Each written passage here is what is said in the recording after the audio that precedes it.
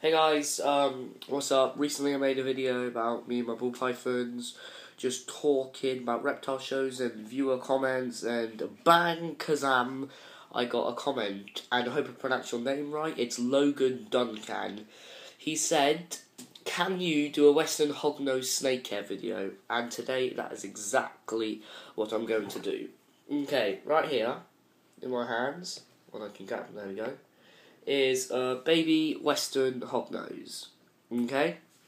Basically, the basic care for these hognoses is I give him a pinky every Monday and Friday. I'm doubling him because he's getting a lot bigger than he used to be when he was a baby. I'm cleaning his water dish out every 3 days once a week. I'm cleaning him proper out every 12 days, so that's replacing sawdust, I get rid of the poo each time he does it, of course, and I just spray a little bit, just to make sure it's nice and clean and everything. So basically, that is the main sort of care for them. The temperature is another big one. The temperature needs to be at least 28 to 30, and if I'm correct, please comment or whatever if I'm wrong. 28 degrees, it's something like 79 to 81 Fahrenheit, which is absolutely perfect. They don't need any lighting whatsoever. They're absolutely fine. And if I just show you the basic enclosure that I have, it's a 5-litre tub. Oh, sorry about this. You see? The sawdust has to be at least 2 to 3 inches thick so it can burrow under there. But it's just a simple small water dish. I usually fill it up to half. And just a nice little coconut hide. Okay, to get to a little bit more complicated one. The Western hognose is located in South Canada and the central USA and North Mexico. The hognose is venomous, but I wouldn't put it in a dangerous venom. I wouldn't even put it as venomous. To be honest, it's a toxin in its saliva. When it bites, if you're allergic, then you're not extremely unlucky. All you're going to do is get a bit of swelling. But it's got the deadliest fangs, you don't even feel the bite, literally. So these snakes have got the calmest temperaments ever. I've only been bit once. That was from when I first got it. And I opened the bag and it just saw a massive hand coming in. It was like, oh my god, what is going on? So it probably just struck me like, what the hell are you doing?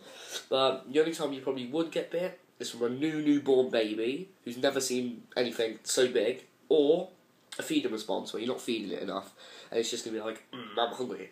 I'm going to go for a finger that I ain't even going to eat. And he's going to go like that. And then won't really do any harm whatsoever.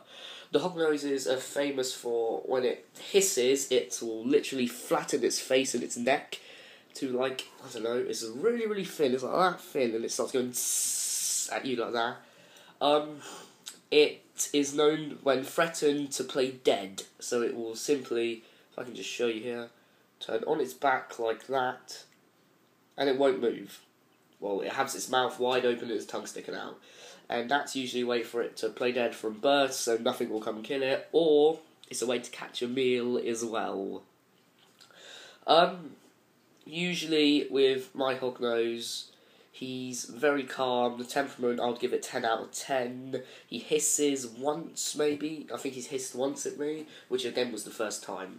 Now some basic, well, sort of masculine, feminine information. The males will reach about 3 foot, maybe 3.5, and weigh at least 350 grams. And on the other hand, it's females that are always the bigger and dominant that can go up to 4 foot, 4.5 foot, and weigh just about 450 to 500 grams. So I have seen monsters that have weighed over 700 grams. Yep, 700 for a female hoggy.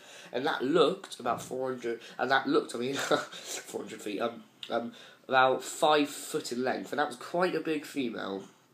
They usually lay 12 to 18 eggs. 12 to 18 eggs. The temperature is basic for a colubrid. You need to have the incubation eggs at least 80 Fahrenheit. Basically, as long as you handle it when it's a baby, it's going to be puppy dog tame when it grows up.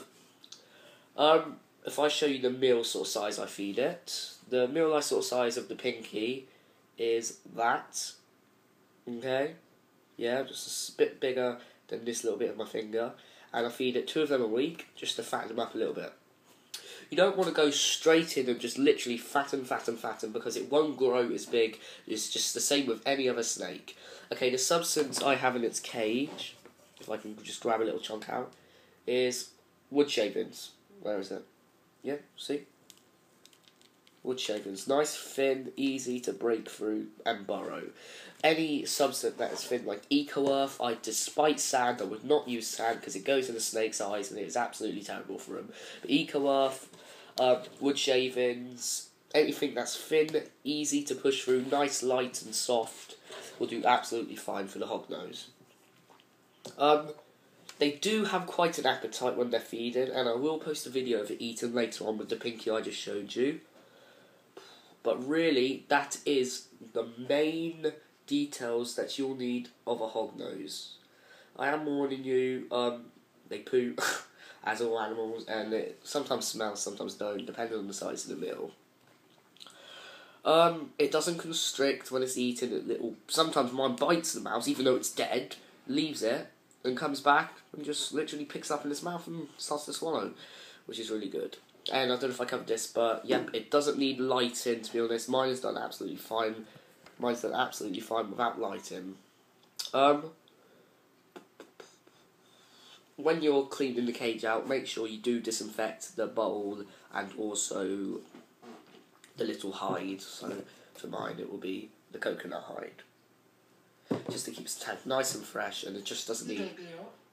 And what you should do as well, you should give it fresh water. Like I said, it says twice a week, but I do mine 3 times a week, so that's probably the best way to do it. And that is mainly everything I've covered from a hognose. I've covered the temperament, the size, what it will eat. That's pretty much all of it. Its enclosure. When it's bigger, maybe a 15-litre tub, which is, I think, 40 cent, probably about probably about 50 centimetres long and 30 centimetres wide would be absolutely perfect for an adult. If you was going to keep a pair together, I would go for at least 70 centimetres long. Maybe a 3-foot vivarium will do. I don't use vivariums. I use rug tubs, litre tubs, all sorts of that for like breeding purposes and easy accessible. And I hope this video really helps.